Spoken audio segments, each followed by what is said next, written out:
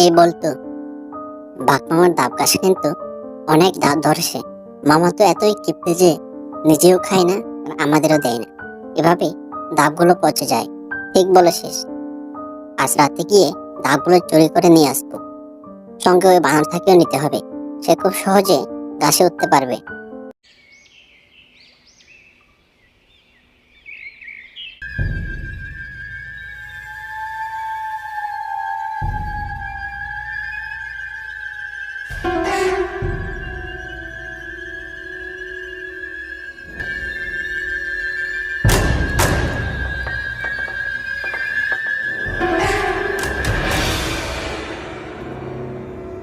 এটা কিন্তু ঠিক হচ্ছে না। বাঘ মামা কিন্তু অনেক রাগ, ধরতে পারলে না একেবারে জেলের ডাল ভাত খাইয়ে ছাড়বে। ধুর, কেউ জানবে না। বাঘ আসার আগে ডাব নিয়ে পালিয়ে যাব। এই তুই তাড়াতাড়ি গাছে উঠ, আর তুই এদিকে পাহারা দে। আমি কিন্তু এসব পারবো না। এসব বলে আর লাভ নেই। এসেছিস যখন গাছে উঠতেই হবে, না হলে বাঘ মামাকে বলে দেব তুই বাঘ মামির সাথে লাইন মারিস। তখন কিন্তু তোর অবস্থা 15টা বেজে যাবে। আমাকে কি তোর পাগল মনে হয়? না, তোকে আমাদের ছাগল মনে হয়। বেশি পকর পকর না করে গাছে ওঠ, না হলে কিন্তু ডাব কেটে দেব না।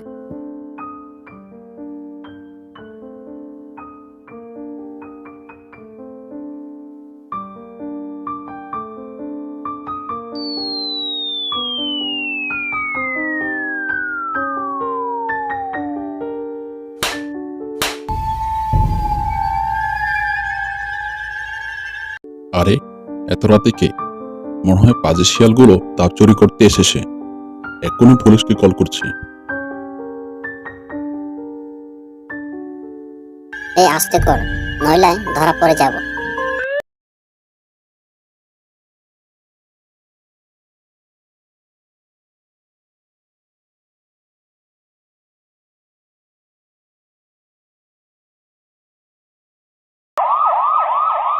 এই তাড়াতাড়ি পালা, পুলিশ আসছে, পুলিশ।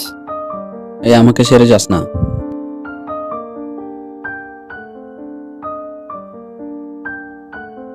আজ তোদের পেয়েছি, এবার তোদের মেরে শেষ আমরা দিয়ে জুতা বানাবো। সে অনেক দিন আগের কথা। এক জঙ্গলে বাস করত এক দুষ্ট শিয়াল। সে ছিল খুবই অলস। সে কোনো কাজ করত না। সে সারাদিন অন্যদের জ্বালাতন করত।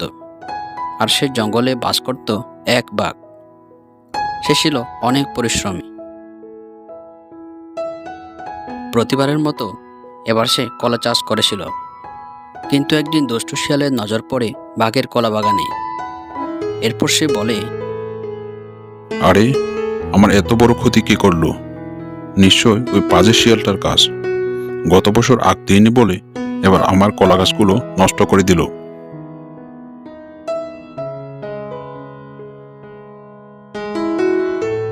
এবার দেখি কি করে আমার বাগান নষ্ট করিস। আজ রাতে আমিই বাগান পাহারা দিব।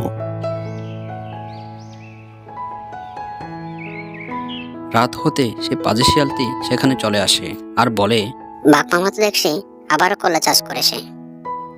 এবার এমন ভাবে বাগানটা নষ্ট করব না, আর কোনোদিনও কলা চাষ করার সাহস পাবে না। এই বলে সে গাছ নষ্ট করতে যায়।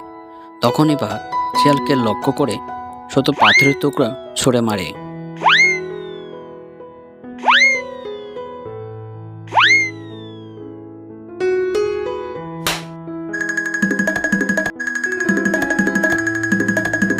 আরে, এ কি হলো?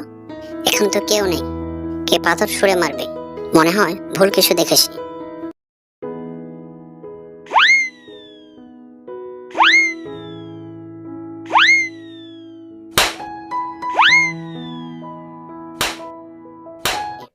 এই কথা শুনে বাঘ যেই খোয়ার ভিতর ঢুকেছে শেষ করলো।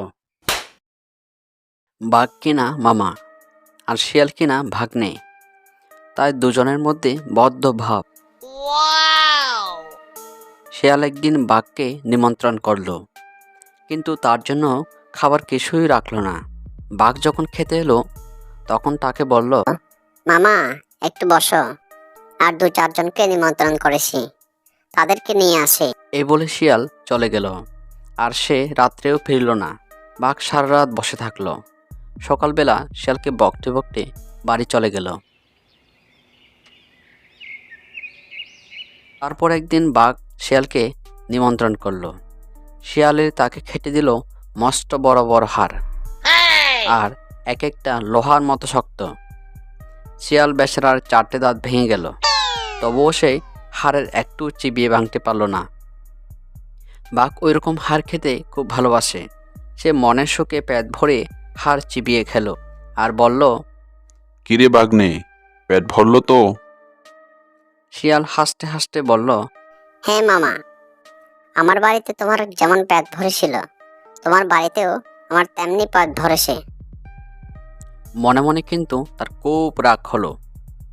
আর সে বলল, যদি বাপ মামাকে জব্দ করতে পারি তবেই দেশে ফিরব, নইলে দেশেই ফিরব না। এই মনে করে শিয়াল সে দেশ ছেড়ে আর এক দেশে চলে যান। সে নতুন দেশে অনেক আখের ক্ষেত ছিল।